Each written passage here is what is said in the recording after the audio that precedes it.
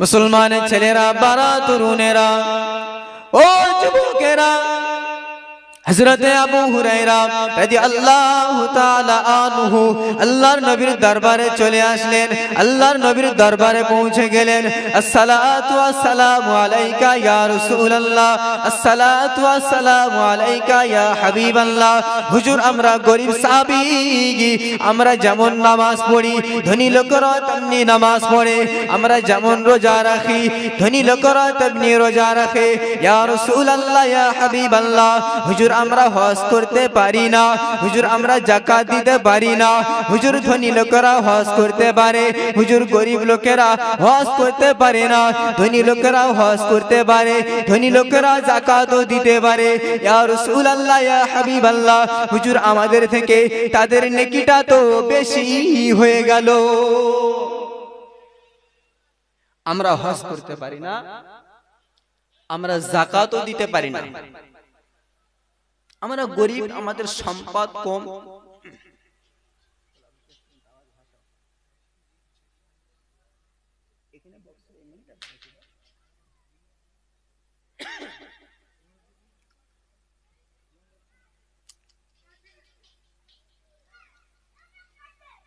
ধনী লোকেরা তারা হজ করে, যাকাতও দেয়, আর যারা গরিব তারা হজ করতে পারে না, যাকাতও দিতে পারে না।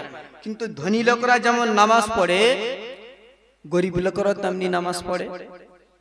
আমাদের থেকে তাদের নেকিটা তো বেশি হয়ে গেল, আমাদের থেকে তাদের সওয়াবটা তো বেশি হয়ে গেল। এখন আমাদের উপায়টা কি হবে?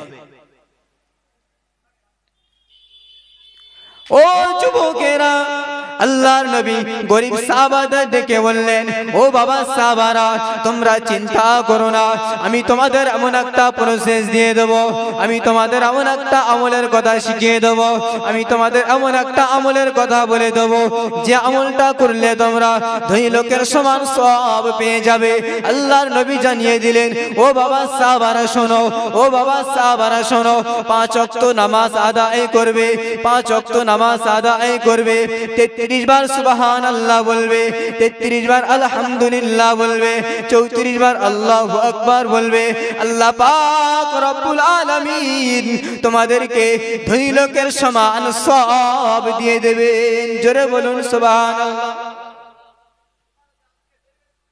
তারা ধনী লোক, হজ করে, যাকাত দেয়, নামাজ পড়ে, রোজা রাখে, আর আমরা গরিব লোক হজ করতে পারি না, যাকাত দিতে পারি না। তবে সেই ধনী লোকের মতন সওয়াবটা নিতে গেলে ওই নামাজের পরে 33 বার সুবহানাল্লাহ, 33 বার আলহামদুলিল্লাহ, 34 বার আল্লাহু আকবার, এই তাসবিহটা আদায় করলে ওই ধনী লোক যে সওয়াবটা পাবে, তোমরা সেই সওয়াব পেয়ে যাবে। জোরে বলুন সুবহানাল্লাহ।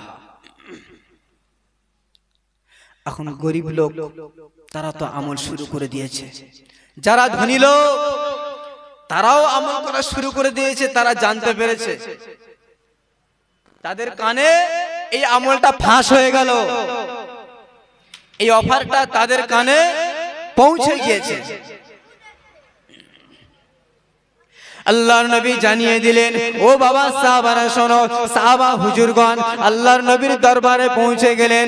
আসসালাতু ওয়াসসালামু আলাইকা ইয়া রাসূলুল্লাহ, আসসালাতু ওয়াসসালামু আলাইকা ইয়া হাবিবাল্লাহ।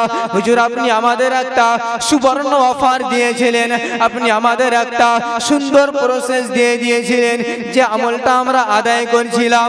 হুজুর, এখন ধনী লোকেরা জানতে পেরেছে, তারাও আমল করা শুরু করে দিয়েছে। আল্লাহর নবী জানিয়ে দিলেন, ও বাবা সাহাবারা শোনো, ফজলুল্লাহ ইউতি মাইয়াশা, আল্লাহর ফজলে কারাম কাকে বেশি দেবে সেটা আল্লাহ পাক ভালো জানে। বরং তোমরা হিংসা করো না, বরং তোমরা চিন্তা করো না, বরং তোমরা বাধা দিও না। তোমাদের মাধ্যম তো আল্লাহ পাক জেনে গিয়েছে। আল্লাহ পাক রব্বুল আলামিন হয়তো তাদের থেকে তোমার নেকিটাও বেশি দিতে পারে, তাদের থেকে তোমার নেকিটাও তো বেশি দিতে পারে। তোমার মনের খবর তো আল্লাহ পাক জানে। তুমি যে আমলটা উদ্দেশ্য করছো, কি নিয়তে করছো, কোন উদ্দেশ্য আমল করা শুরু করেছো, এর খবরটা আল্লাহ পাক জানে। মনের খবর আল্লাহ পাক জানে। সকলের মনের খবর, আগের খবর, পিছনের খবর, সব খবর আল্লাহ পাক জানে। আল্লাহ পাকের ক্ষমতা, যদি আল্লাহ পাক সম্পর্কে, যদি আল্লাহর সৃষ্টি সম্পর্কে গবেষণা করো, আল্লাহর সৃষ্টি সম্পর্কে গবেষণা করো না। আল্লাহর সৃষ্টি সম্পর্কে গবেষণা করলে ইমানের শক্তি, ইমানের পাওয়ার আরো তাজা হবে, আরো বেশি বৃদ্ধি হবে।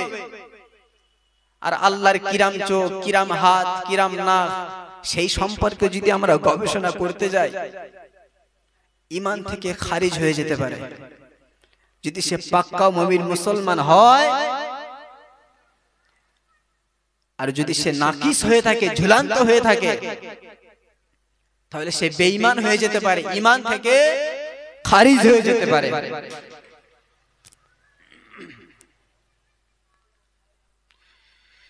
আল্লাহ নবী সাল্লাল্লাহু আলাইহি ওয়াসাল্লাম মিরাজ শরীফে গেলেন, মিরাজ ভ্রমণ করতে গেলেন।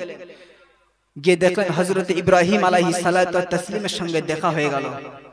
ইব্রাহিম আলাইহিস সালাতু ওয়াত তাসলিম তিনি বললেন, ইয়া রাসূলুল্লাহ, ইয়া হাবিবাল্লাহ, আপনি আপনার উম্মত উম্মতিদেরকে খবর দেবেন, বলবেন এই জান্নাত সমতল ভূমি, এখানে কোনো বিল্ডিং বালাখানা নেই। এখানকার বিল্ডিং বালাখানা হবে সুবহানাল্লাহ বলার কারণে, আলহামদুলিল্লাহ বলার কারণে, আল্লাহু আকবার বলার কারণে। সেই জান্নাতে যদি আমরা গাছ বসাতে চাই, আমার বিল্ডিং বালাখানাটা যদি আমি সুন্দর করতে চাই, তাহলে আল্লাহর তাসবিহ জপতে হবে। আমি করছি, চাই গাড়ি চালাই, চাই কোনো হাতের কাজ করি, জবানে চলবে আল্লাহর জিকির। আজকের আমাদের জমানায় দেখছি আমরা যে আজকের সম্পদের প্রতিযোগিতা শুরু হয়ে গেছে। ও করেছে একতলা বাড়ি, আমি বানাবো দুতলা বাড়ি। ও চালায় 4 চাকা, আমি চালাবো আর ওর থেকে উন্নতময় 4 চাকা। আর সাহাবাদের জামানায় নেকির প্রতিদ্বন্দ্বিতা, নেকির প্রতিযোগিতা চলতো। ও সামনের কাতারে মসজিদে গিয়ে নামাজ আদায় করেছে, আমিও সামনের কাতারে গিয়ে মসজিদে গিয়ে নামাজ আদায় করব। ও একবার কাবা শরীফ তাওয়াফ করেছে, আমি ওর থেকে আরো 2 বার কাবা শরীফকে তাওয়াফ করব। নেকির প্রতিদ্বন্দ্বিতা চলতো। আর আমাদের প্রতিদ্বন্দ্বিতা শুরু হয়ে গেছে সম্পদের, মালের, টাকার। নবী পাক সাল্লাল্লাহু আলাইহি ওয়াসাল্লাম হাতে একটি শুকনো একটা লাঠি নিয়ে শুকনো গাছে আঘাত করলেন। আর যেই গাছটাকে আঘাত করলেন, গাছের পাতাগুলো ঝরঝর করে ঝরতে লেগেছে। সাহাবারা দেখো, এই গাছের পাতাগুলো যেভাবে ঝরে যাচ্ছে, বান্দার গুনাহ আল্লাহ পাক ওইভাবে ঝরে দেয়। জোরে বলুন সুবহানাল্লাহ। সুবহানাল্লাহ বললে গাছের পাতাগুলো ঝরছে যেমন, বান্দার গুনাহকে আল্লাহ পাক ওইভাবে ঝরিয়ে দেয়। জোরে বলুন না সুবহানাল্লাহ।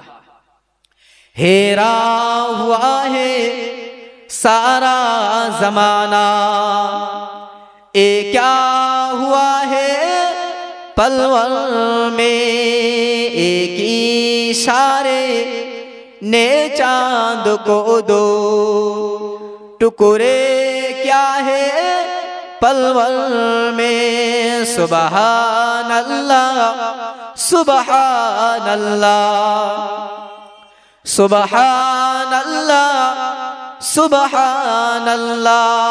आखे अबू जहल ने क्या है बतलाओ मेरी मुट्ठी में क्या है। हुक्मे खुदा से, हुक्मे खुदा से यूं कंगारू ने कलमा पढ़ा है पलवल में।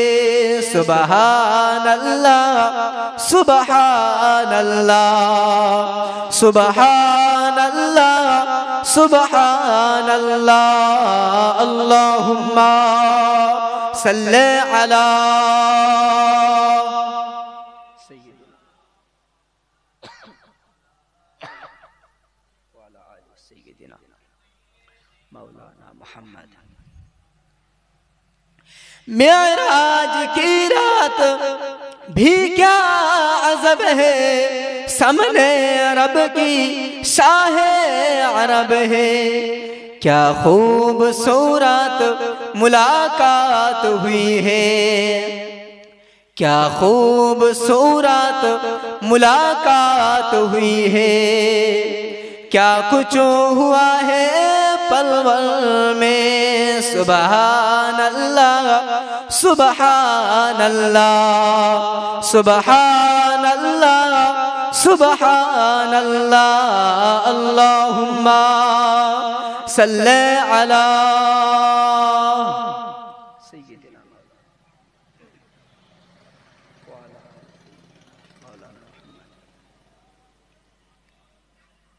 जी।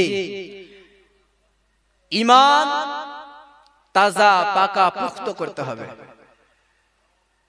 तस्बीर आरो फजिलात আল্লাহর জিকিরের এই তসবির ফজিলাত হযরত উম্মে হানি বিশিষ্ট একজন সাহাবী। সে সাহাবা হুজুর তিনি যায়ীফ হয়ে গিয়েছে, কমজোর, অসুস্থ হয়ে পড়েছে। সাহাবা হুজুর কমজোর হয়ে গিয়েছে। ইয়া রাসূলুল্লাহ আমাদের এমন একটা আমলের কথা বলে দিন, এমন একটা সুন্দর প্রসেস বলে দিন, এমন একটা সুন্দর আমলের কথা বলে দিন যে আমলটা করলে, যে আমলটা আমরা শুয়ে শুয়ে বসে বসে আমল করতে পারবো। আমরা তো যায়ীফ, কমজোর হয়ে গেছি, দুর্বল হয়ে পড়েছি। এমন একটা আমল বলে দিন যে আমলটা আমরা শুয়ে শুয়ে করতে পারবো, আরামের সঙ্গে আদায় করতে পারবো। মুসলমানের ছেলেরা, বারা তরুণেরা, ও যুবকেরা, হযরত উম্মে হানি রাদিয়াল্লাহু তাআলা আনহু আল্লাহর নবীর দরবারে পৌঁছে গেলেন। আসসালাতু ওয়াসসালামু আলাইকা ইয়া রাসূলুল্লাহ, আসসালাতু ওয়াসসালামু আলাইকা ইয়া হাবিবাল্লাহ। আল্লাহ পাকের নবী, হুজুর আমি দুর্বল হয়ে পড়েছি, আমাকে এমন একটা আমলের কথা বলে দিন, আমাকে এমন একটা সুবর্ণ অফার বলে দিন যে আমলের মাধ্যমে হুজুর আমরা বসে বসে শুয়ে শুয়ে আমলখানা করতে পারবো। আল্লাহর নবী জানিয়ে দিলেন, ও বাবা সাহাবারা শোনো, ও বাবা সাহাবারা শোনো, দৈনন্দিন জিন্দেগিতে ওয়াইসাব্বিহুনাকা মিআতান 100 বার সুবহানাল্লাহ বলবে। 100 বার সুবহানাল্লাহ বললে এর বিনিময় আমরা কি পাবো? আল্লাহর নবী জানিয়ে দিলেন, ও বাবা সাহাবারা, ও বাবা সাহাবারা, ইসমাঈল আলাইহিস সালামের বংশ হতে 100 গোলাম আজাদ করার পরিমাণ সওয়াব দিয়ে দেবেন। ও যুবকেরা, আল্লাহর নবীকে আবার জিজ্ঞাসা করলেন, ইয়া রাসূলুল্লাহ, ইয়া হাবিবাল্লাহ, আর একটু আমলখানা বলে দিন। আল্লাহর নবী জানিয়ে দিলেন, ওয়াইহাম্মিদুনাকা মিআতান 100 বার ওয়াইহাম্মিদুনাকা আলহামদুলিল্লাহ বলবে, এর বিনিময় আমরা কি পাবো? আল্লাহর নবী জানিয়ে দিলেন, ও বাবা সাহাবারা শোনো, ও বাবা সাহাবারা শোনো, 100 বার আলহামদুলিল্লাহ বললে, 100 বার আলহামদুলিল্লাহ বললে জিন ও লাগাম সহ 100 গোড়া আল্লাহর রাস্তায়, আল্লাহর শরিয়াতের জন্য, ইসলামের যুদ্ধের জন্য, আল্লাহর শরিয়াতের যুদ্ধের জন্য বিলীন করে দেওয়ার মতন সওয়াব দিয়ে দেবেন। ও যুবকেরা, আল্লাহর নবী আবারও জানিয়ে দিলেন, ও বাবা সাহাবারা শোনো, ওয়াইকাব্বিরুনাকা 100 বার আলহামদুলিল্লাহ বলবে। 100 বার আলহামদুলিল্লাহ বললে, ইয়া রাসূলুল্লাহ, ইয়া হাবিবাল্লাহ, এর বিনিময় আমরা কি পাবো? এর প্রতিদানটা আমরা কি পাবো? আল্লাহর নবী জানিয়ে দিলেন, ও বাবা সাহাবারা শোনো, ও বাবা সাহাবারা শোনো, 100 বার আল্লাহু আকবার বললে গলায় কুরবানির মালা পরানো, গলায় কুরবানির মালা পোড়ানো যে কুরবানিটা, যে পশুটা, যে জন্তুটা আল্লাহর রাস্তায় কুরবানি হিসেবে কবুল হয়ে গিয়েছে, আল্লাহর রাস্তায় কুরবানি করার সমতুল্য যে কুরবানিটা আল্লাহর রাস্তায় মঞ্জুর হয়ে গিয়েছে, জোরে বলুন সুবহানাল্লাহ। যদি 100 বার সুবহানাল্লাহ বলি, ইসমাইল আলাইহিস সালামের বংশ হতে 100 গোলাম আজাদ করলে যে সওয়াব দেয় সেই সওয়াব দেওয়া হবে। যদি আলহামদুলিল্লাহ 100 বার বলো, তাহলে জিম ও লাগাম সহ 100 ঘোড়া আল্লাহর রাস্তায় বিলীন করে দেওয়ার মতন সওয়াব দিয়ে দেবেন, জোরে বলুন সুবহানাল্লাহ। আর যদি ওয়াইকাব্বিরুনাকা 100 বার যদি আল্লাহু আকবার এই তাসবিহটা পড়ো, যে কুরবানি আল্লাহর দরবারে কবুল ও মঞ্জুর হয়ে গিয়েছে, ওই কুরবানি করলে যে পরিমাণটা সওয়াব দেওয়া হবে আল্লাহ পাক ওই পরিমাণ সওয়াব দেবে। আমরা কুরবানি করি, সে সওয়াবটা আল্লাহর দরবারে, কুরবানিটা আল্লাহর দরবারে কবুল হয়েছে কি হয়নি সেটা আমাদের চিন্তা। কুরবানি করেছি, এই টাকাটা সলিড টাকা কিনা, আমি যে টাকাটা দিয়ে কুরবানি পশু কিনছি সলিড টাকা দিয়ে কিনছি কি কিনছি না, আমার উপার্জনের মাধ্যমটা কোন সময় কোন জায়গায় ত্রুটি বিচ্যুত হলো কি হলো না, সেটা একটা চিন্তা। কিন্তু এই তাসবিহ আদায় করলে সে কুরবানি আল্লাহর দরবারে মঞ্জুর হয়ে গিয়েছে, সেই সওয়াব আল্লাহ পাক দিয়ে দেবেন, জোরে বলুন সুবহানাল্লাহ। সর্বসময় আল্লাহ পাক যেন আমাদের জবানকে আল্লাহর তাসবিহতে ভরপুর করে দেন, সকলে বলুন আল্লাহুম্মা আমিন। এই তাসবিহ আমরা কোথা থেকে পেলাম, এর রহস্যটা কি? আল্লাহ পাক হযরতে আদম আলাইহিস সালাতু ওয়াত তাসলিমকে যখন পাঠালেন, আদম আলাইহিস সালাম হাঁচি দিলেন। সৃষ্টি করার পরে আদম আলাইহিস সালামকে যখন সৃষ্টি করলেন, আমরা হাঁচি দেই, আমরা কি বলি? আলহামদুলিল্লাহ বলি। আর যে হাঁচি দেবে, আমার পাশে কেউ কোনো একজন ব্যক্তি আছে, সে যখন হাঁচিটার জবাব শুনবে তখন কি বলবে? ইয়ারহামুকাল্লাহ। তো আদম আলাইহিস সালাম যখন হাঁচি দিলেন, আল্লাহ পাক তার জবাবে বললেন ইয়ারহামুকাল্লাহ ওয়া লিহাযা খালাকা। তো আল্লাহ পাক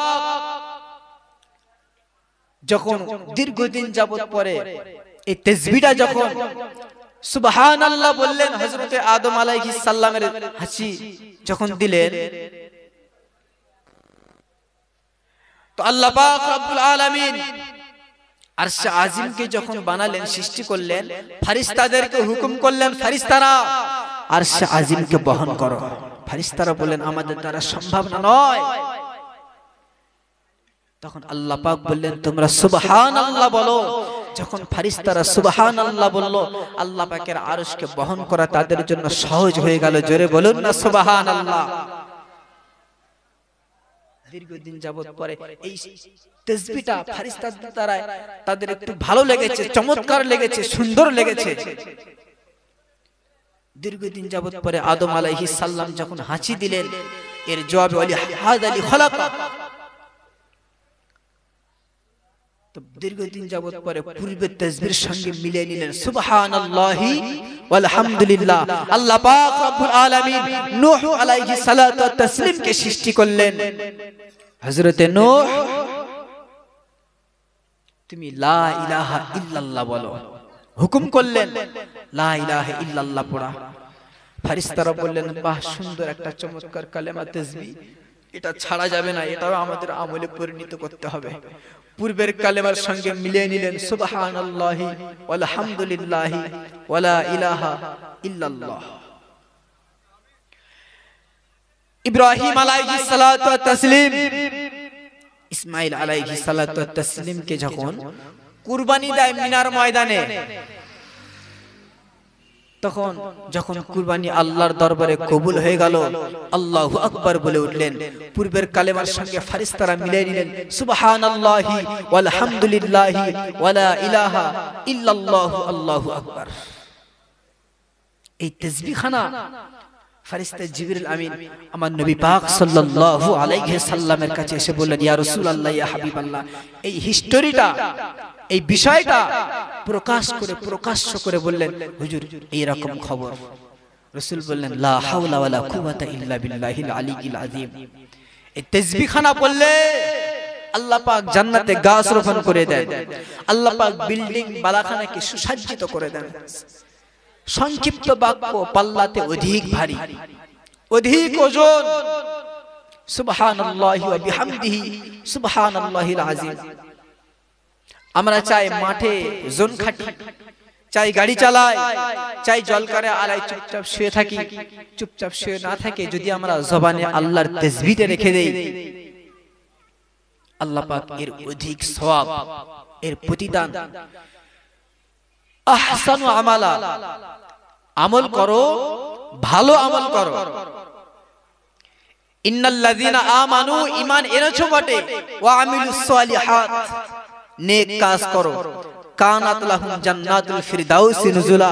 আল্লাহ পাক নেক কাজ করলে, ঈমান আনার পরে পরে যদি নেক আমল করে, নেক কাজ করে, সৎ আমল করে, আল্লাহর ইবাদত, রাসূলকে খুশি করার উদ্দেশ্য, আল্লাহকে খুশি করার উদ্দেশ্য যদি আমরা তাসবিহ জপ করি, আল্লাহ পাক তাদেরকে জান্নাত নসিব করে দেবেন। জোরে বলুন না সুবহানাল্লাহ। লাইন একটাই আছে, শুরু থেকে বক্তব্য রাখছি, লাইন কিন্তু একটাই আছে, এখন ঘুরিনি, সেই জায়গাটায় এখনো আছি। ঈমান এনেছি, আমলও করেছি, তো আল্লাহ পাক ডাইরেক্ট জান্নাত নসিব করে দেবেন। এখনো যতক্ষণ বক্তব্য রাখবো ইনশাআল্লাহ একটাই বিষয় বক্তব্য থাকবে। এখানে এক খামসা, ওখানে এক খামসা, এখান থেকে একটা হাসা টান মারলাম, ওখান থেকে একটা হাসা টান মারলাম। বুঝতে হবে, মন কান দিয়ে শুনতে হবে। শুধু শোনার ভিতরে, বলার ভিতরে রহস্য, আমলের কথা। আমরা জান্নাতে যেতে গেলে আমল করতে হবে, সেই আমলগুলো জেনে নেন, তাহলে ঈমান তাজা পাকা পুখ্ত হবে। আল্লাহ পাক আমাদের সকলকে আমল করার তৌফিক দান করুন। সকলে বলুন আল্লাহুম্মা আমিন। আল্লাহর তাসবিহ বেশি বেশি আদায় করার তৌফিক দান করুন। সকলে বলুন আল্লাহুম্মা আমিন। মুসলমানের ছেলেরা, বারা তরুণেরা, ও যুবকেরা, হযরত আলকামা বিন হারিস রাদিয়াল্লাহু তাআলা আনহু আল্লাহর নবীর দরবারে পৌঁছে গেলেন। আসসালাতু ওয়াসসালামু আলাইকা ইয়া রাসূলুল্লাহ, আসসালাতু ওয়াসসালামু আলাইকা ইয়া হাবিবাল্লাহ। আল্লাহ পাকের নবী, হুজুর আমরা আপনার দরবারে এসেছি। আল্লাহর নবী সালামের জবাব খানা দিলেন, আল্লাহর নবী সালামের উত্তর খানা দিলেন। ওয়া আলাইকুমুস সালাম ওয়া রাহমাতুল্লাহি ওয়া বারাকাতুহু। ও বাবা সাহাবারা, তোমরা কারা এসেছো? ও বাবা সাহাবা, তোমরা কারা এসেছো? আল্লাহর নবী সাহাবারা জানিয়ে দিলেন, ইয়া রাসূলুল্লাহ ইয়া হাবিবাল্লাহ, ইয়া রাসূলুল্লাহ ইয়া হাবিবাল্লাহ। আল্লাহ পাকের নবী, হুজুর আমরাই হলাম প্রকৃতি মুমিন মুসলমান। জোরে বলুন সুবহানাল্লাহ। তোমরা কারা এসেছো? সাহাবারা বললেন, হুজুর আমরা প্রকৃতি মুমিন মুসলমান। এই দাবিটা কিন্তু খুব বড় দাবি না, খুব ছোট দাবি না, বড় দাবি, খুব বড় দাবি। আমাদের মনে সাহস আছে যে আমরা প্রকৃতি মুমিন মুসলমান, আমাদের নামাজটা পাকা পুখ্ত আদায় হচ্ছে, আল্লাহর দরবারে মঞ্জুর হচ্ছে। আমরা কি কনফার্ম বলতে পারবো আল্লাহর দরবারে আমার নামাজটা কবুল হয়েছে? আমি কি কনফার্ম বলতে পারবো আমার রোজগারটা হালাল হচ্ছে? আমি কি কনফার্ম বলতে পারবো আমি সবার সঙ্গে সদ্ব্যবহার করতে পেরেছি কি পারিনি? কিন্তু আলকামা বিন হারিস বলেন, হুজুর আমি প্রকৃতি মুমিন মুসলমান। জোরে বলুন না সুবহানাল্লাহ। কত সুন্দর একটা দাবি করে বসেছেন। মুসলমানের ছেলেরা, বারা তরুণেরা, ও যুবকেরা, আল্লাহ নবী আবারও জিজ্ঞাসা করলেন, ও বাবা সাহাবারা, তোমরা কটি কারণে মুমিন বলে দাবি করছো? কি কারণে তোমরা ঈমানদার বলে দাবি করছো? আল্লাহ নবী সাহাবারা জানিয়ে দিলেন, ইয়া রাসূলুল্লাহ ইয়া হাবিবাল্লাহ, ইয়া রাসূলুল্লাহ ইয়া হাবিবাল্লাহ। হুজুর আমরা 15টি কারণে হুজুর আমরা মুমিন বলে দাবি করছি।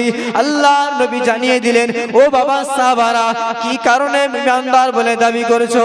আল্লাহ নবী সাহাবারা জানিয়ে দিলেন, ইয়া রাসূলুল্লাহ ইয়া হাবিবাল্লাহ হুজুর 15টি কারণ হলো আমানতু বিল্লাহ হুজুর আমরা আল্লাহর উপরে ঈমান এনেছি ওয়া মালাইকাতিহি হুজুর আমরা আল্লাহর ফেরেশতার উপরে ঈমান এনেছি ওয়া কুতুবিহি আমরা কিতাবের উপরে ঈমান এনেছি ওয়া রাসূলিহি আমরা নবীদের উপরে ঈমান এনেছি ওয়াল ইয়াউমিল আখির আমরা আখিরাতের প্রতি ঈমান এনেছি হাসরের প্রতি ঈমান এনেছি কিয়ামতের প্রতি আমরা বিশ্বাস করেছি বাদাল মাউত মউতের পরে আবার আমাদেরকে জীবিত করানো হবে হাসরের ময়দানে আমাদেরকে উঠানো হবে ইয়া রাসূলুল্লাহ ইয়া হাবিবাল্লাহ এগুলোর প্রতি আমরা ঈমান এনেছি আল্লাহর নবী আবারো জিজ্ঞাসা করলেন ও বাবা সাহাবারা আরো 5টি কারণ জানিয়ে দাও আরো 5টি কারণ শুনিয়ে দাও আল্লাহর নবী সাহাবারা জানিয়ে দিলেন ইয়া রাসূলুল্লাহ ইয়া হাবিবাল্লাহ ইয়া রাসূলুল্লাহ ইয়া হাবিবাল্লাহ হুজুর ইকামিস সালাত বুনিয়াল ইসলাম আলা 50 ইসলামের 5টি স্তম্ভ রয়েছে বুনিয়াল ইসলাম আলা 50 শাহাদাতি আল্লাহ ইলাহা ইল্লাল্লাহ আমরা আল্লাহর কালিমাকে আমরা সাক্ষী দেই ইসলামের কালিমাকে সাক্ষী দেই ওয়া ইকামিস সালাত হুজুর আমরা নামাজ আদায় করি ওয়া ইতাইজ যাকাত হুজুর আমরা যাকাত দেই ওয়াল হজ্জি হুজুর আমরা হজ পালন করি ওয়া সাওমি রমাজান হুজুর আমরা রমজান এলে রমজান মাসে হুজুর আমরা রোজাকে আদায় করি ইয়া রাসূলুল্লাহ ইয়া হাবিবাল্লাহ হুজুর আমরা এই কারণে মুমিন বলে দাবি করছি আখিরাতের প্রতি কিয়ামতের প্রতি রাসূলের প্রতি হাসরের প্রতি আমরা বিশ্বাস করেছি ঈমান এনেছি পাঁচটা জিনিসের প্রতি আমরা বিশ্বাস করেছি হুজুর ঈমান তো এনেছি ইকরার বিল লিসান এগুলো আমরা জবানেও স্বীকার করেছি ইসলামের 5টি স্তম্ভ বুনিয়াল ইসলাম আলা 50 শাহাদাতি আল্লাহ ইলাহা হুজুর আমরা কালেমার সাক্ষী দেই আল্লাহ ছাড়া কোনো মাবুদ নেই মুহাম্মাদুর রাসূলুল্লাহ সাল্লাল্লাহু আলাইহি ওয়াসাল্লাম আপনার প্রিয় রাসূল আপনার হাবিব হুজুর ওয়া ইকামিস সালাত আমরা নামাজ আদায় করি ওয়া ইতাইজ যাকাত আমরা যাকাত দেই সম্পদ রয়েছে যাকাত দেই ওয়াল হজ্জি আল্লাহ পাক আমাদেরকে সম্পদ দিয়েছে হজ আদায় করি ওয়া সাওমি রমজান রমজান মাসের রোজা এলে হুজুর আমরা রোজা আদায় করি ইয়া রাসূলুল্লাহ ইয়া হাবিবাল্লাহ আরো 5টি আমল আমাদের রয়েছে আপনি যদি বলেন হুজুর তাহলে আমরা বলবো তাহলে আমরা সেগুলো আমলের প্রতি আরো আগ্রহ বাড়িয়ে দেব আর যদি আপনি বলেন না এই আমলগুলো বর্জন করো আমরা এই মুহূর্তে তওবা করে আমলগুলো বর্জন করে দেব ইয়া রাসূলুল্লাহ ইয়া হাবিবাল্লাহ আমরা সুখে দুঃখে আল্লাহর উপরে রাজি থাকি 1 নম্বর যখন আমরা যুদ্ধ করি শত্রুর বিরুদ্ধে আমরা সকলেই দলবদ্ধভাবে একসঙ্গে আমরা যুদ্ধের ময়দানে ঝাঁপিয়ে পড়ি ইয়া রাসূলুল্লাহ ইয়া হাবিবাল্লাহ যেদিন আমরা খেতে পাই সেদিন আমরা শুকরিয়া আদায় করি আর যেদিন আমরা খেতে পাই না আল্লাহর বিরুদ্ধে কথা বলি যেদিন আমরা ডাল খাই লাইন শাকারতুম লাযিদান্নাকুম সেদিন শুকরিয়া আদায় করি আল্লাহ যে ডাল খালি শুকরিয়া আদায় করলে ডালের নিয়ামত তো বাড়িয়ে দেবে গোশ পাবো না এমনটাই না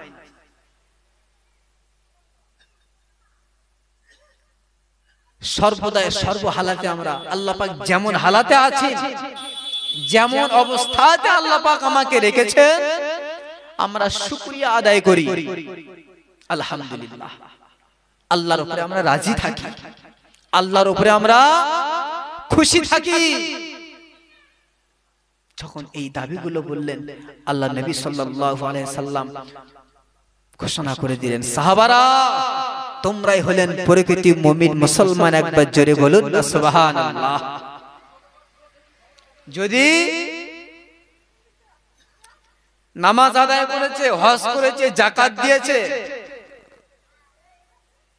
হুজুর এই আমলগুলো আমরা করি হুজুর বলে দিলেন তোমরাই হলেন মুমিন মুসলমান।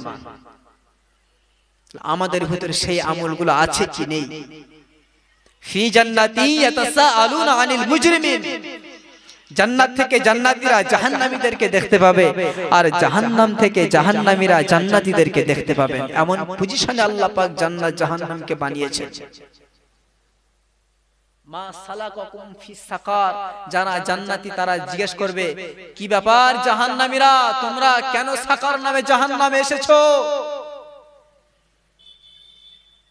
ওই জাহান্নামীরা উত্তর দেবে, আল্লাহ পাককে বলবে কেন এরা জাহান্নামে এসেছে, এদেরকে কেন জাহান্নামে দিয়েছো? আল্লাহ পাক বলবেন যাদেরকে আমি জাহান্নামে দিয়েছি তাদেরকে জিজ্ঞাসা করো, ওদেরকে আমি আল্লাহ কেন জাহান্নামে দিয়েছি। জাহান্নামীরা বলবে লাম নাকু মিনাল মুসাল্লিন, আমরা নামাজি ছিলাম না, নামাজ পড়তাম না। কোরআনের আয়াত নাজিল করেছেন আল্লাহ রাসূলের উপরে, মিথ্যা হওয়ার কোনো নিশানা নেই।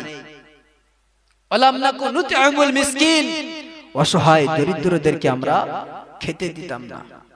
অকুন্না নাখুযু মাআল খায়জিন, আমরা অপচয় সময় নষ্ট করেছি, পরচর্যা পরনিন্দা গীবত গিল্লায় সময়কে নষ্ট করে দিয়েছি। সময়কে মূল্যায়ন করো, সময়কে আল্লাহর তাসবিহ, আল্লাহর জিকিরের, কোরআন তেলাওয়াত এটাও জিকির, আল্লাহর নামাজ আদায় করা এটাও জিকির, তাসবিহ জপা এটাও আল্লাহর জিকির। সর্বদাই সর্বহালাতে আল্লাহর তাসবিহতে আল্লাহর ইবাদতে রত থাকলে, ব্যবসা বাণিজ্য করা এটাও আল্লাহর ইবাদত। উপার্জন না করলে আমার সন্তানই খাবে কি? হালালের লাইনটা থাকতে হবে, পন্থাটা থাকতে হবে হালাল, এটাও আল্লাহর ইবাদত।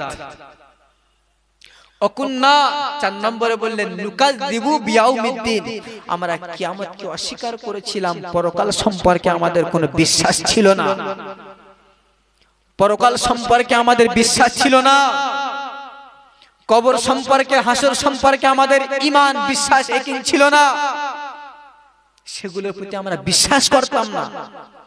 এই জন্য আমরা জাহান্নামের ভিতরে এসেছি। নামাজবিহীন জান্নাতে যাওয়া যাবে না। যে আমি বয়স হলে নামাজ আদায় করব, এখন ইয়ং রয়েছি বলে আমার নামাজ আদায় করা লাগবে না। ওয়াসাব্বু নাশাফি ইবাদাতিল্লাহ, যৌবন বয়সের ইবাদতটা, এই সময়ের আমলটা আল্লাহর দরবারে তাড়াতাড়ি মঞ্জুর হয়ে যায়। সুবহানাল্লাহ, আল্লাহ পছন্দ করেন। আর এই ব্যক্তিকে আল্লাহ পাক আরশে আজিমের নিচে আশ্রয় দান করবেন। সেদিন কোনো ছায়া থাকবে না আল্লাহ পাকের আরশে আজিমের ছায়া ছাড়া। সেই ছায়া পেতে গেলে যৌবনকাল থেকে, সন্তান প্রাপ্ত বয়স হওয়া থেকে, আল্লাহর ইবাদত প্রাপ্ত বয়স হওয়ার আগে থেকে ট্রেনিং, শিক্ষা, প্রাপ্ত বয়স হয়ে গেলে যেন নামাজ কাজা না আদায় করে, নামাজ যেন টাইমে আদায় করে। আমাদের দায়িত্ব, আমাদের কর্তব্য আমার সন্তানকে নামাজ পড়ার জন্য বলা,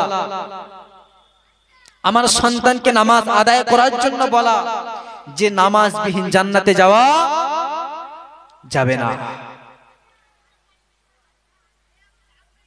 মুসলমানের ছেলেরা, বারা তরুণেরা, ও যুবকেরা, হযরতে আবু হুরায়রা রাদিয়াল্লাহু তাআলা আনহু তানার আম্মা জানকে বরংবার ইসলামকে গ্রহণ করার জন্য বলতে লাগলেন, আম্মা জান আপনি ইসলামকে গ্রহণ করে নেন, আম্মা জান আপনি ইসলামকে কবুল করে নেন। আম্মা জান ইসলামকে কবুল করে না, আম্মা জান ইসলামকে গ্রহণ করে না। আবু হুরায়রা রাদিয়াল্লাহু তাআলা আনহু যখন বরংবার বলতে লাগলেন, আম্মা জান ইসলামকে কবুল করে নেন, ইসলামকে গ্রহণ করে নেন, আবু হুরায়রার আম্মা জান বিরক্ত বোধ হয়ে গেলেন। এমন একটা উক্তি পেশ করলেন, আল্লাহর নবী সাহাবা হযরতে আবু হুরায়রা রাদিয়াল্লাহু তাআলা আনহুর মনেতে বড্ড ব্যথা লেগে গেল, মনেতে বড্ড কষ্ট লেগে গেল। হযরতে আবু হুরায়রা রাদিয়াল্লাহু তাআলা আনহু, আবু হুরায়রা রাদিয়াল্লাহু তাআলা আনহু মনেতে দুঃখ নিয়ে আল্লাহর নবীর দরবারে পৌঁছে গেলেন, ইয়া রাসূলুল্লাহ ইয়া হাবিবাল্লাহ, হুজুর আমার আম্মা জানের জন্য দোয়া করুন, আমার আম্মা জানের জন্য দোয়া করুন, আমার আল্লাহ পাক যেন আমার আম্মা জানকে হিদায়াত দান করে দেন। হযরতে আবু হুরায়রা রাদিয়াল্লাহু তাআলা আনহুকে জানিয়ে দিলেন, ও বাবা সাহাবা শোনো, ও বাবা সাহাবা শোনো, আমি দোয়া করে দিলেন, যাও বাড়িতে চলে যাও। হযরতে আবু হুরায়রা রাদিয়াল্লাহু তাআলা আনহু বাড়িতে পৌঁছে গেলেন, পৌঁছে গিয়ে দেখলেন আম্মা জানের ঘরের দরজাটা লাগানো রয়েছে, ঘরের ভিতর দিয়ে গোসলের শব্দ হচ্ছে, ঘরের ভিতর দিয়ে পানির মতো একটা শব্দ হচ্ছে। আবু হুরায়রা সালাম দিলেন, আম্মা জান ঘর থেকে বের হয়ে গোসল করে বার হয়ে আবু হুরায়রা রাদিয়াল্লাহু তাআলা আনহুর সামনে এসে কালিমা শাহাদাত খানা পড়ে নিলেন, আশহাদু আল্লা ইলাহা ইল্লাল্লাহু ওয়া আশহাদু আন্না মুহাম্মাদান আবদুহু ওয়া রাসূলুহু। আবু হুরায়রা আম্মা জান ইসলামকে কবুল করে নিয়েছে। রাসূল শুধু দোয়া করে দিলেন, হুজুর আমার আম্মা জানের জন্য দোয়া করে দেন, আমার আম্মা জান যেন ইসলামকে কবুল করে নেয়, আমার আম্মা জান যেন ইসলামকে গ্রহণ করে নেয়। আবার চোখ ভরা পানি নিয়ে হুজুরের দরবারে পৌঁছে গেলেন, হুজুর আমার আম্মা জান ইসলামকে কবুল করেছে, আল্লাহ পাক আমার আম্মা জানের জন্য আমল করার তৌফিক দেন, মুসলমানদের সঙ্গে সম্পর্ক রাখার তৌফিক দান করুন। সকলে বলুন আল্লাহুম্মা আমিন। হুজুর দোয়া করে দিলেন, যাও বাড়িতে চলে যাও, আমি নবী তোমার আম্মা জানের জন্য দোয়া করে দিলাম, আল্লাহ পাক যেন তোমার আম্মা জানের সঙ্গে মুসলমানদের সঙ্গে ঈমানদারদের সঙ্গে সম্পর্ক তৈরি করে দেয়। সর্বপ্রথম হুজুরের কাছে দোয়া চাইলেন, হুজুর আমার আম্মা জান যেন ইসলামকে গ্রহণ করে, ঈমান আনে। ঈমান আনলো, আবার দৌড়ে চলে গেল, হুজুর দোয়া করেন আমার আম্মা জান যেন মুসলমানদের সঙ্গে সম্পর্ক তৈরি হয়, তার মানে ঈমান আমল করে আল্লাহর দয়ার জান্নাত নসিব হয়, সেই তৌফিক দান করেন। ঈমান এনেছে, এবারে দোয়া করুন মুসলমানদের সঙ্গে সম্পর্ক, আমলকারীদের সঙ্গে আমিনু কামা আমানান নাস, ঈমান আনো যেমন সাহাবা কেরাম রাদিয়াল্লাহু তাআলা আনহুরা যেমন ঈমান এনেছে। আমল করো, কেমন আমল করবে? সাহাবা হযরতগণ তানারা যেমন আমল করেছে। হযরতে আবু যার গিফারি রাদিয়াল্লাহু তাআলা আনহু রাসূলের একজন বিশিষ্ট প্রিয় সাহাবা ছিলেন, খুব ইবাদতকারী সাহাবা ছিলেন। আল্লাহর ফেরেশতা রাসূলের দরবারে এসে বলেন, হুজুর আপনি মসজিদে নববী শরীফেতে বসে আছেন, কিন্তু ওই কর্নারে একজন সাহাবী হুজুর বসে আছে চাদর মুড়ি দিয়ে, ওই সাহাবাটার নাম হযরতে আবু যার গিফারি রাদিয়াল্লাহু তাআলা আনহু। হুজুর জিজ্ঞাসা করলেন, ফেরেশতা তুমি তো আল্লাহর ফেরেশতা জিবরিল আমিন, আমার আবু যার গিফারি তুমি কিভাবে জানলে? ফেরেশতা ওই সময় জানিয়ে দিলেন, ইয়া রাসূলুল্লাহ ইয়া হাবিবাল্লাহ, আল্লাহ পাক আমাদেরকে, আল্লাহ পাক সমস্ত রহমতের মালাইকা ফেরেশতাদেরকে চিনিয়ে দিয়েছেন, ওটা আবু যার গিফারি। জোরে বলুন সুবহানাল্লাহ। কেন, কিভাবে চিনতে পারলে, কোন আমলের কারণে? হুজুর আবু যার গিফারি সর্বদাই সর্বহালাতে নিজেকে ছোট মনে করে, যে আমি আল্লাহর ইবাদত নামাজ আদায় করলাম, এই নামাজটা আল্লাহর দরবারে কবুল হলো কি হলো না সেই চিন্তা। আমি আবু যার গিফারি, আমার আবু যার গিফারি তিনি যে আমলটা করছেন, রমজানের রোজা রাখছেন, এই রোজাটা আল্লাহর দরবারে কবুল হলো কি হলো না সেই চিন্তায় আরো রোজা রেখে যাচ্ছে। নামাজ আদায় করলো, এই রোজাটা আল্লাহর দরবারে কবুল হলো কি হলো না সেই চিন্তায় আবু যার সর্বদাই সর্বহালাতে নিজেকে ছোট মনে করে ইবাদত বন্ধ রাখে না। আল্লাহ যখন বান্দাকে ভালোবাসে, ফেরেশতাদেরকে জানিয়ে দেয়, ফেরেশতারা ওই বান্দাকে ভালোবাসো। আর ওই বান্দাকে যখন ফেরেশতারা ভালোবাসে, ওই ফেরেশতারা দুনিয়ায় এসে বলে দেয়, দেখো ওই বান্দাকে আল্লাহর ফেরেশতারা ভালোবাসে, তুমিও ওই বান্দাকে ভালোবাসো। জোরে বলুন সুবহানাল্লাহ। নেক আমল, শুধু ঈমান আনলে হবে না, ঈমান আনার সঙ্গে সঙ্গে নেক আমল করতে হবে। নেক আমলের প্রতিদ্বন্দ্বিতা, নেক আমলের প্রতিযোগিতা করতে হবে। আদাতুল ইবাদিস সালিহিন, যারা নেক আমল করবে, যারা সালিহিন বান্দা হবে। হাদিসে কুদসি, কোরআনের পরের স্থান যে হাদিসটার, হাদিসে কুদসি বলা হয় নবীকে ইলহাম অথবা স্বপ্নের মাধ্যমে যেগুলো জানানো হয়েছে, যে হাদিসটা হাদিসে কুদসি বলা হয় আদাতুল ইবাদিস সালিহিন, আমি আমার নেক বান্দা বান্দীদের জন্য এমন একটা প্রসেস, এমন একটা আমল, সুবর্ণ অফার, মালা আইনুন রাত, তারা কখনো চোখে দেখিনি, ওয়ালা উজনুন সামিআত, সে নিয়ামতটা কখনো কানে শুনেনি, ওয়ালা খাতারা আলা কলবিহি বাসার, এবং সে নিয়ামতের কথাটা জীবনে কখনো অন্তরে ভাবতেও পারেনি। যে আল্লাহ পাকের এত সুন্দর নিয়ামত, সেই নিয়ামতটা হলো আল্লাহর দয়ার জান্নাত। জোরে বলুন না সুবহানাল্লাহ। দরুদ শরীফ পড়েন, আল্লাহুম্মা সাল্লি আলা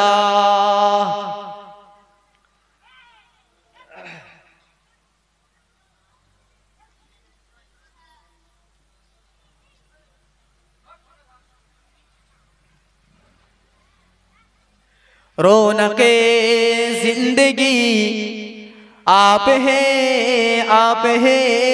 रौनके जिंदगी आप है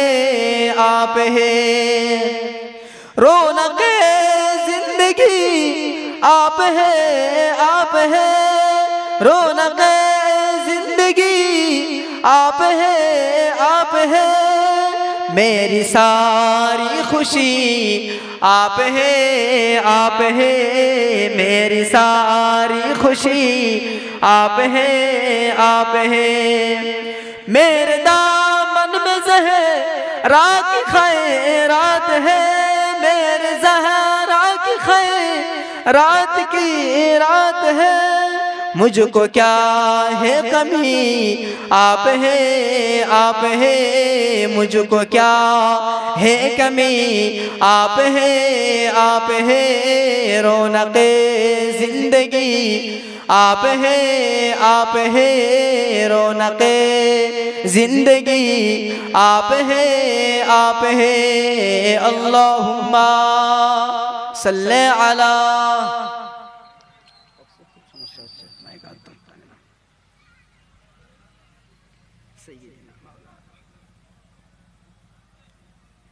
जी আল্লাহ পাক রব্বুল আলামিন যে আমাদেরকে ঈমান দিয়েছেন, তার সাথে সাথে আল্লাহ পাক আমাদের আমল করারও তৌফিক দান করেছেন। দৈনন্দিন জিন্দেগিতে শুধু আমল, যে জান্নাতটা কিনতে গেলে দুনিয়ায় আসতে হবে। শুরুতে বলেছি, সেই জান্নাত কিনতে গেলে যে আমলগুলো করলে আল্লাহর জান্নাত পাবো, সেই আমলগুলো মাথায় রাখবেন, আমল করবেন। সেই আমলটা যদি আমি ঠিকভাবে আদায় করতে পারি, যদি আমার সলিড ভাবে আমলটা হয়, কোরআন তেলাওয়াত থেকে শুরু করে আল্লাহর তাসবিহ থেকে শুরু করে, কোরআন তেলাওয়াত শুদ্ধ না হলে নামাজ হয় না। তবে যে ব্যক্তি চেষ্টা করেছে শুদ্ধ করার জন্য কিন্তু হয় না, জবানের সমস্যার কারণে, কোন সমস্যার কারণে যদি শুদ্ধ করে কোরআন তেলাওয়াত না করতে পারে, তাহলে তার ইবাদতটা হয়তো আল্লাহ মঞ্জুর করতে পারে। নামাজের ভিতরে ফরজ কোরআন তেলাওয়াত করা, নামাজের ফরজের মধ্যে কোরআন তেলাওয়াত করা, এটাও একটা ফরজ। জবানে আমরা কিয়ামতের প্রতি, হাসরের প্রতি, রাসূলের প্রতি আমরা স্বীকার করলাম আমাল বিল আরকান, এবং এর প্রতি আমরা আমলও করলাম, তো আল্লাহ পাক তাদেরকে জান্নাত নসিব করে দেবেন। সাবআতুন ইযিল্লু ফি যিল্লিহি ইয়াওমা লা যিল্লা ইল্লা যিল্লাহ। কিয়ামতের ময়দানে 7 শ্রেণীর মানুষকে আল্লাহ পাকের আরশে আজিমের নিচে আশ্রয় দান করবেন। 1 নম্বরে বললেন ইমামুল আদিল। 7 শ্রেণী। 1 নম্বরে ইমামুল আদিল, যার ভেতরে ন্যায়পরায়ণ সুবিচার থাকবে। আমি যদি আমার আত্মীয় স্বজনদেরকে সঠিক রাস্তায় যদি আমি চালাতে পারি, আমার আত্মীয় স্বজনদেরকে যদি আমি আল্লাহর রাস্তায় চালাতে পারি, তিনিও ইমামুল আদিল। আমি দেশ চালাই যদি শরিয়াতের উপরে যদি আমি দেশটা চালাই, ওমাইয়াগুল ইয়াতি মা গাল্লা ইয়াউমাল কিয়ামা, কিয়ামতের ময়দানে আল্লাহ পাক রব্বুল আলামিন কে কতটা চুরি করেছে, কে কতটা এটিমের হক নষ্ট করেছে, সব কিয়ামতের ময়দানে সবাই দেখতে পাবে। মা গাল্লা ইয়াউমাল কিয়ামা, কতটা ভোগ করেছে, কতটা লুট করেছো, জনগণের মাল কতটা লুট করে নিয়েছো, নিজের আয়ত্তে সাপ্লাই করেছো, সবাই আমরা দেখতে পাবো কিয়ামতের ময়দানে। যদি আমরা সঠিক বিচারক হই, ইমামুল আদিল, সে হবে আল্লাহ পাকের আরশে আজিমের নিচে আশ্রয়কারী। জোরে বলুন সুবহানাল্লাহ। 1 নম্বর। উদাহরণ দেওয়ার মতো সময় খুব একটা নেই। 2 নম্বরে রাজুলুন কলবুহু মুআল্লাকুন ফিল মাসাজিদ, আমার অন্তরটা, আমার কলবটা সর্বদাই সর্বহালাতে মসজিদের দিকে লটকে থাকবে। জোহরের নামাজ আদায় করলাম, আমার মনটা লটকে আছে মসজিদের দিকে আসরের নামাজ পড়তে যাওয়ার জন্য। আসরের নামাজটা আদায় করলাম, আমার মনটা লটকে আছে আমি কখন মাগরিবের আজান দেবে, আমি আল্লাহর দরবারে গিয়ে মাগরিবের নামাজটা আদায় করব। ইশার নামাজের জন্য ঠিক আমার মনটা জেগে আছে যে আমি কখন ইশারের ওয়াক্ত হবে, আমরা ঠিক সময় গিয়ে ইশার নামাজটা আদায় করে নেব। ফজরের সময় এলার্ম দিয়ে ঘুমিয়ে পড়েছি, আমি যেন ফজরের নামাজটা উঠে আদায় করতে পারি। এই ব্যক্তি হলো ইমামুল আদিল, এই ব্যক্তি হলো আরশে আজিমের নিচে আশ্রয় পাবে। জোরে বলুন সুবহানাল্লাহ। আশাবুন আসাসু ইবাদাতিল্লাহ, যৌবনকাল যে আল্লাহর ইবাদতের মধ্যে কাটাবে। ওয়ারাজুলান তাহাব্বা ফিল্লাহি ইজতামা আলাইহি ওয়া তাফাররাকা আলাইহি, আল্লাহকে সন্তুষ্টির জন্য কোন ব্যক্তির সঙ্গে মহব্বত তৈরি করো। যে ব্যক্তি নামাজ আদায় করে তার সঙ্গে সুসম্পর্ক তৈরি করো। যে ব্যক্তি কোরআন তেলাওয়াত করে তার সঙ্গে সুসম্পর্ক তৈরি করো। যে ব্যক্তি নামাজ আদায় করে আল্লাহর ইবাদতের মধ্যে থাকে তার সঙ্গে সম্পর্ক তৈরি করো। আর যে আল্লাহর সঙ্গে যার কোনো সম্পর্ক নেই, ইবাদত থেকে বঞ্চিত হয়ে যায়, তার থেকে সম্পর্ক দূরে রাখো। আল্লাহ পাক এনাকে আরশে আজিমের নিচে আশ্রয় দান করবেন। জোরে বলুন সুবহানাল্লাহ। রাজুলুন তালাবাতু ইমরাতু যাতু মানসাবিন ওয়া জামালিন ইন্না খাফাল্লাহ, কোন যুবককে, সম্ভ্রান্ত ফ্যামিলির মেয়ে, সুশ্রী নারী কোন যুবককে বলছে, ভাই আমরা দুজন একসঙ্গে থাকার মন জেগেছে, একটু পার্কে যেতে মন জেগেছে, একটু বেড়াতে মন জেগেছে, একটু রেস্টুরেন্টে যাওয়া গিয়ে কিছু সময় জাগাতে মন জেগেছে। যুবক যদি জবাব দিতে পারো ইন্নী আখাফাল্লাহ,